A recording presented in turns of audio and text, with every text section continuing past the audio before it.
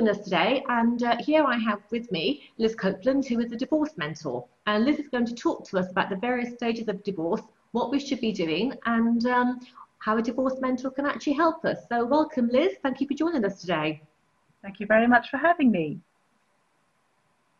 Right, so I believe, Liz, now what we're going to do is actually talk about stage one of the divorce and what people go through and where a mentor can actually help transition somebody through that particular period. So, I mean, at the beginning of the divorce, what actually happens? What would you say is the difficulty or the challenge encounter that somebody would encounter going through a divorce? I think the difficulty you have when you're going through divorce is that if you are deciding to divorce your partner, you actually have to make that decision. Mm-hmm. Yeah. Mm-hmm. You know it's going to be a life-shattering decision. Even if your partner is abusive and you know you have to leave them, it's still something that is never made lightly. It's extremely difficult. Mm. And in fact, sometimes because on my website I have sort of before, during and after divorce, and people sort of tut and look at the before and they say, are you encouraging people to divorce? And I say, believe you me, nobody, when they come to speak to me about divorce, hasn't already thought about it for a long time. No. It's not a decision that's made lightly. Mm. So, you've got to get your decision-making muscles geared up to make that divorce decision. And alongside that, you're usually aware that there's a whole load of practical stuff that will fall out of that. Mm-hmm. You don't know how your ex is going to respond Mm-hmm. when you tell him that he's going to be your ex. Mm-hmm. And if you're on the receiving end and you have the solicitor's letter land on your doormat telling me you're getting a divorce, you do have that stomach churning sensation. You feel as if the rug has been pulled up from under your feet. Mm-hmm. So it's a shock, it's a catastrophe, it's one of these life events that you can intellectually imagine what I'm saying, but you don't really know how you'll react until you experience it or have to do it. Mm. So if somebody sort of, say it's, either way around, so say for argument's sake it's the person who has the letter land on their doormat, obviously that's a bit more of a shock than if it's the other way around. I mean, where would somebody like yourself come into their own, so to speak, to help somebody through that? Or what would somebody normally have to come to terms with first? Well, I would say to you, if you get that letter land, I get my teeth in straight, if you get that letter landing on your doormat, I would give yourself a little bit of time just to absorb the news and think about it. I know just before Christmas I was talking to somebody, a prospective client, and she said, I think I might want to do coaching with you. And when people always can explain their situation to me, everything they say is confidential, whether they become a client or not. But she had only just heard the news that her husband was leaving her. And I said, quite honestly, you should not be having a chat with a coach today. You need to find a mate, make a large pot of coffee or open a nice bottle of wine and sit down together and talk it all through with them, because you are still in the shock stage. When you're in the shock stage, you can't make a lot of decisions. That's not the time to do it. You need time, first of all, just to absorb the information. Now, while you're doing that, even though you might not be in a state to make decisions, you can still do some practical things. For example, you can collect information. You can find out what kind of divorce you have for the legal jurisdiction in which you live. You can find out what are the different ways you can work with a lawyer. You can start collecting information together about your assets and so on. Because they don't need a lot of emotional input. No. So they're just simple, even just getting your bank statements in date order, which is something that you will need to do eventually. So little things like that you can do, but I would avoid initially making the big emotional decisions because there's just too much for your brain to process. Right. You mentioned there, put on a pot of coffee or, have a coffee or a glass of wine with a friend. I mean, is it a good idea to involve friends and family at that stage? Or especially some people perhaps aren't comfortable sharing that information with the outside world at that point in time, or don't like to ask for help? Right, that's a lot of questions in one. Yeah, So sorry.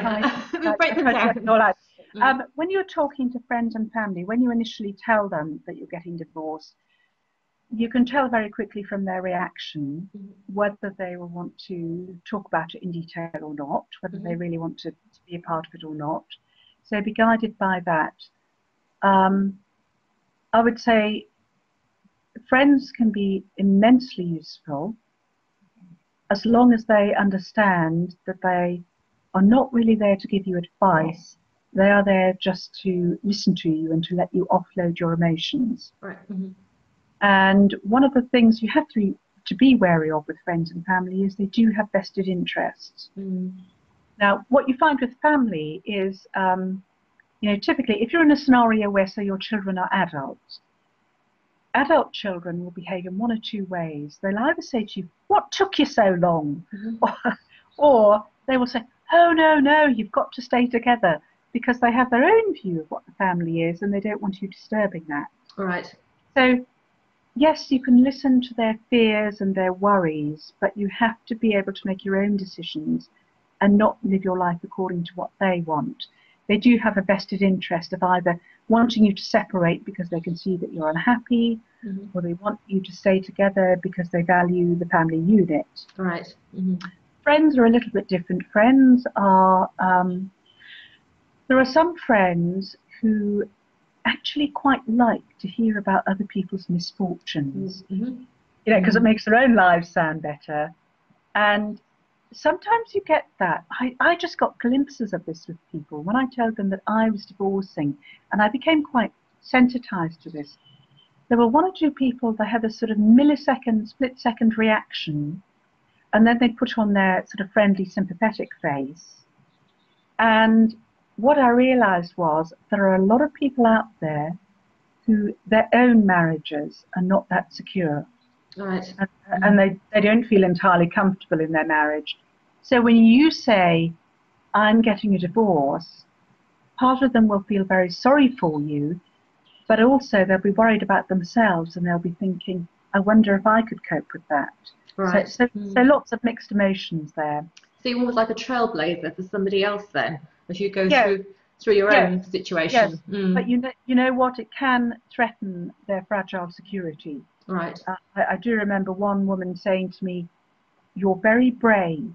I would never have the courage to do what you did." Right.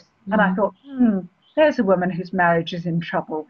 And, sure enough, a few years later, she was in the divorce court. So they don't want to be unsympathetic, but they've got their own agenda. So, I mean, if somebody doesn't actually want to ask for doesn't want to ask for that support, though, what would you advise them to do instead? Would it be to talk to somebody like yourself, or what would the options be for them? I think you'd be totally crazy to go through a divorce and not get some sort of help. Right. And if you're not crazy at the start, you will be at the end. Right. Okay. So one thing I always recommend to my clients is get a little buddy system going. So have 3 or 4 people who are trustworthy people, who you have an arrangement with them where you can phone them up any time of day or night just to offload about your divorce. Right. And the rule is they're allowed to say, "Yes, but not after 10 o'clock at night because I go to bed early." Right. Or, whatever. They can set the rules around that.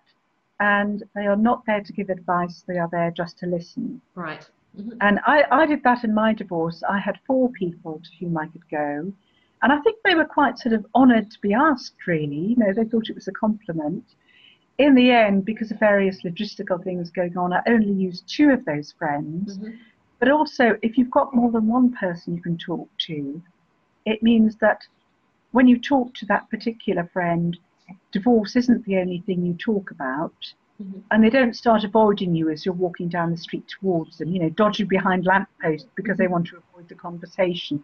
Because you're kind of spreading the load a bit, you're not loading it all onto one person. No. I think going with a coach can be extremely useful, particularly if you have things that you can't talk about with friends, or if you're in a work situation where your friends tend to be work colleagues, and although they're friendly about it and sympathetic about it in the workplace, you may not in that context wish to share as much as you would with a sort of regular girlfriend. No. Because in the workplace you want to keep some things private.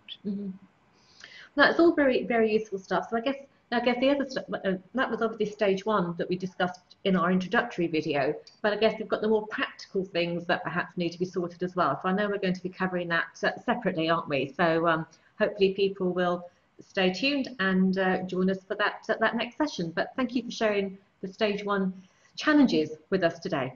Great.